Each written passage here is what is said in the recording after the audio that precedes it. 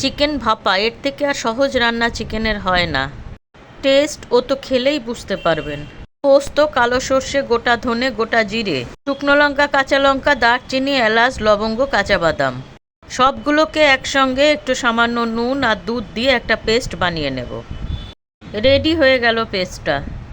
চিকেনগুলোকে ভালো করে ধুয়ে তার মধ্যে দেব টক দই, আদা, রসুন, পেঁয়াজের একটা পেস্ট বানিয়েছিলাম সেটা দিয়ে দিলাম সর্ষে পোস্তর মশলাটা, হলুদ, কাশ্মীরি রেড চিলি পাউডার, পরিমাণ মতো নুন, মাথায় রাখবেন নুনটা আমি পেস্ট বানানোর সময়তেও দিয়েছিলাম, চিনি, গোলমরিচের গুঁড়ো একটু, সর্ষের তেল।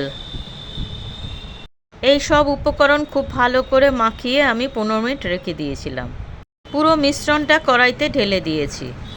গ্যাসটাকে একটু 10 মিনিটের মতন হাই ফ্লেমে রেখেছিলাম, তারপরে স্লো ফ্লেম করে একদম ঢেকে দিয়েছি আধ ঘন্টা। রেডি হয়ে গেল চিকেন ভাপা। রুটি, ভাত, পরোটা সব কিছু দিয়ে ফাটাফাটি রেসিপি।